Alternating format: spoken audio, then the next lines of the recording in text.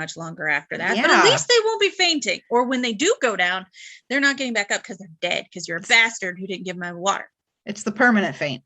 It's the permanent faint. Yeah. Huh.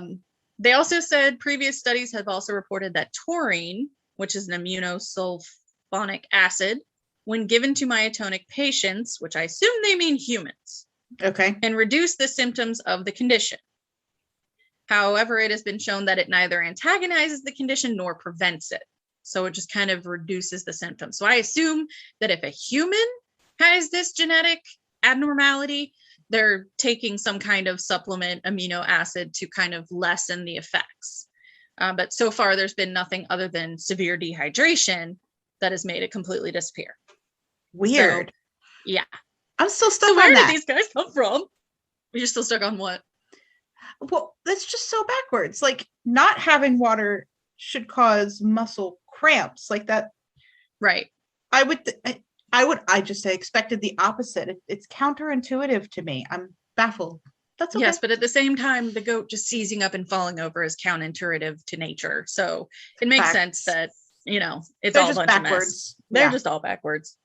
So where did they come from? Ooh. As we mentioned, 4 goats seem to come from an origin in Tennessee in the 1880s. White and Plaskett reported seeing goats in 5 counties in Tennessee: Marshall, Giles, Lawrence, Maury, and Coffee. So White and Plaskett were farmers that said, hey, those goats fall down weird. There were also goats in Texas that were brought over from Giles County in Tennessee solely for a farmer who claimed to know of the goat's existence, and he wanted to prove it to his neighbors. I can agree with this man. Because relatable. If I saw a goat do this, I would 100% demand proof and want to show proof. Like, watch what I can do. Fall over. Your friends would be like, no, that doesn't happen. You're making shit up. I swear to God, I'm not, and I will prove it. I will prove it. I will bring a goat from Tennessee and then scare the shit out of it in front of you. You need different hobbies, sir. No, I will do this. This is my hobby. My hobby is to terrify goats. Yep. And don't you dare tell me I can't. All right.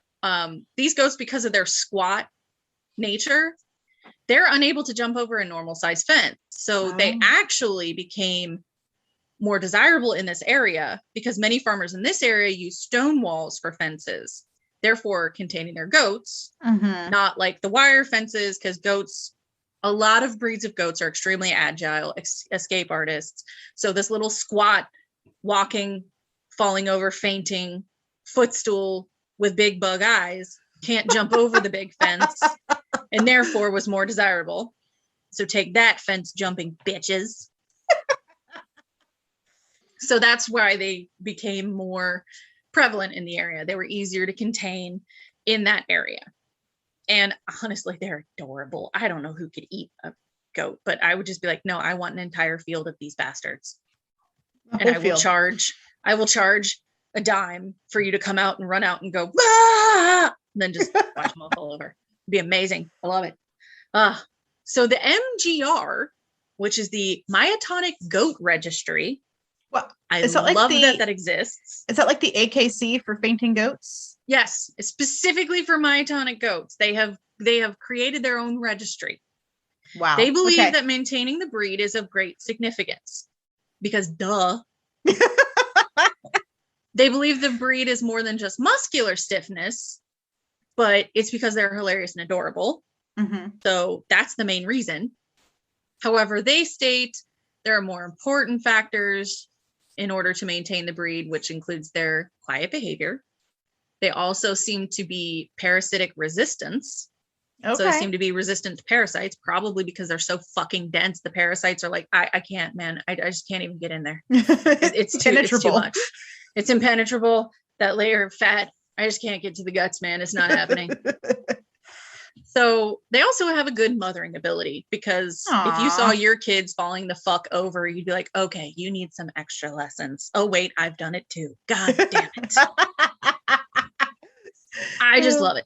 I think the goats could benefit from some, emotional regulation courses. You would think, or like maybe all of them need to watch Fear Factor and just like get jaded to the point that nothing scares them. They're like, oh, it's desensitization. Fine. Like, oh, the swing again. But whatever.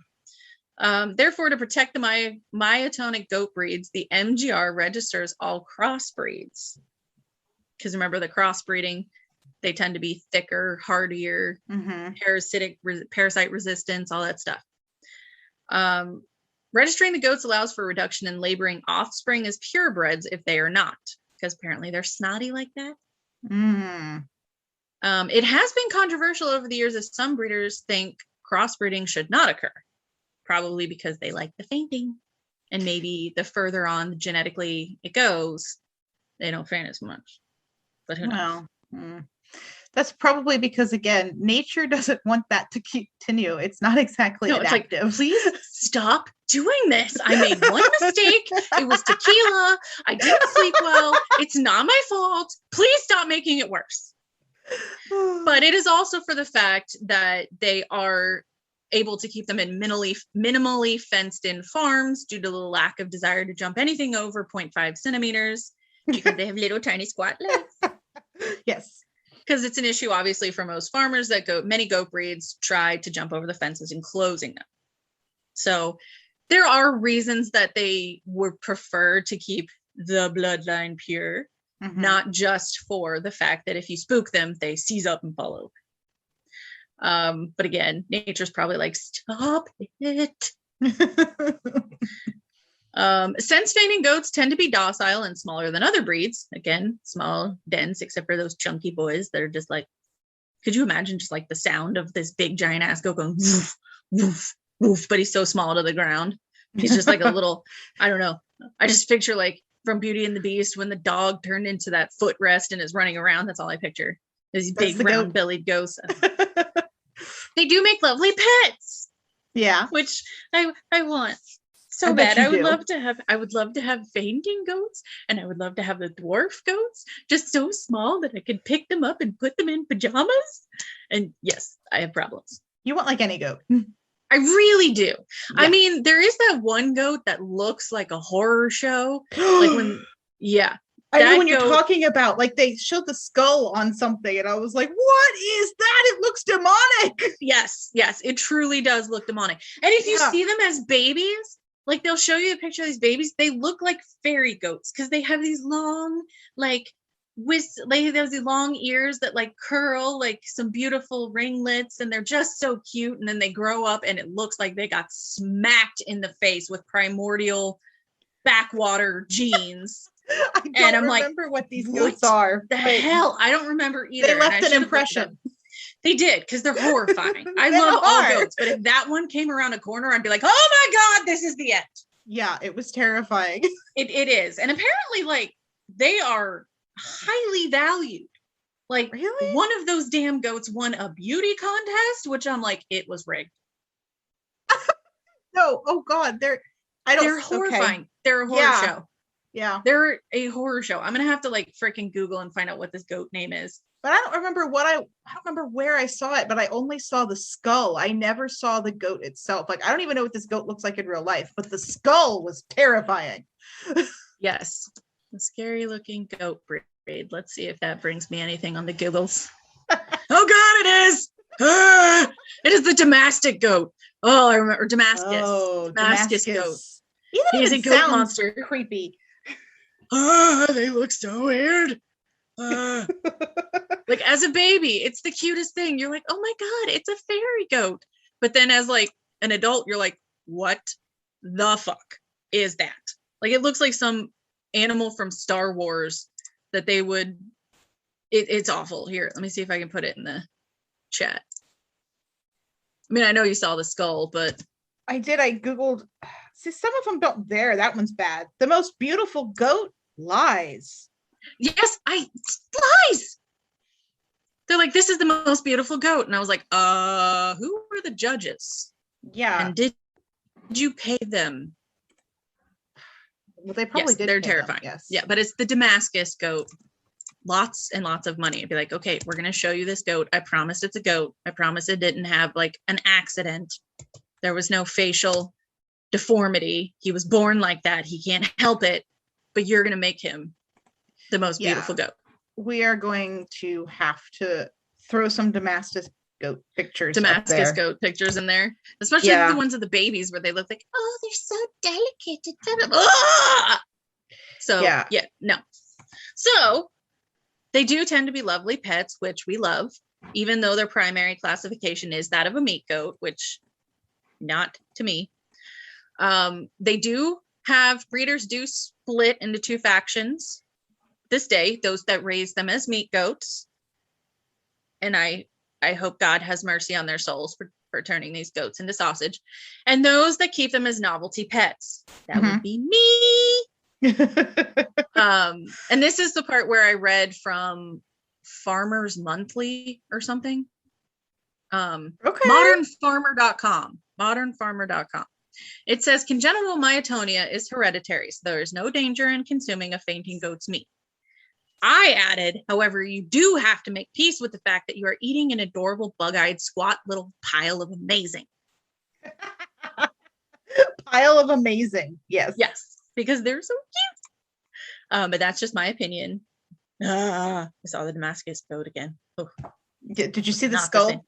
I sent you a link to the skull picture. Yeah, it's awful. I mean, I'm sure it's not awful, but it looks awful. Yeah, no, it looks awful, and it looks like a cyclops also. It doesn't make any sense. It doesn't put the look pictures like up. A goat. It does. It just doesn't look like a goat. It looks like some other hell beast, and now I get why they always use like goats and rams and shit and demonic artistry. It's probably because of these fuckers. Yeah. But I sent you a picture of what they look like as a baby. So cute. Okay, yes, I see the curly Q spiral, like curls, ears. Yes, they're cute as babies. What the fuck happens? I have no idea. Well, actually, based on the first picture you sent me, they must crop their ears for starters, because that must be why he has that weird ass hole in the side of his head. I think they do. Yeah, some do. They just look so weird. Oh yeah, they do. Because here's one that's doesn't have his ears cropped. They're not as majestic or spirally, and somehow they kind of make him look like, I don't know, like the idiot sidekick in a Muppet movie. Like, hey, hello, I'm here. He does look, you know what he looks like is Jar Jar Binks. Yeah. Those ears. So they should leave the ears because it makes them look less wrong. But anyway, we've gone on a tangent about a goat. In the head. We have, sorry. But yes. I mean, I have nothing more. I have nothing more on the fainting cute ones, other than the fact that Nature had tequila one night and is pissed off that we keep breeding them, because she's probably like, please God, I don't need record of this. Have you seen the octopus? I did it once. I'm never doing it again. Yes. Can we please just let my mistakes go ever? Yeah, fair enough. Okay. Well, so we'll include the Damascus pictures on the website with all as well as the link content. Yes, as well as the link to Ricky the goat getting scared by a swing and going and falling over. I can't wait to see it. Okay. So there we go. That's all for episode 16. If you enjoyed the podcast, please leave us a review, especially on Apple Podcasts, because that is so helpful. Like, share, subscribe on any platform, especially Facebook. If you see us on Facebook, share our links, share our videos, share our episodes. You can find us on Facebook at Our Trivial Obsessions. You can find us on Instagram at Our Trivial Obsessions. We're on YouTube. We're on YouTube, Our Trivial Obsessions. You can find us on Twitter at Our Trivial Pod. Our website is www.ourtrivialobsessions.com. That is where you're going to find our extras and our references. You can also listen there if you want. True. All of our episodes are on the website. And you can email us at randomqueensobsess@gmail.com. Random. Because we are. Queens. Because we are. Obsess. Because we do. So email us there for any topic requests for a future episode. And with that, I think we're going to call it a day. Bye. See you next week.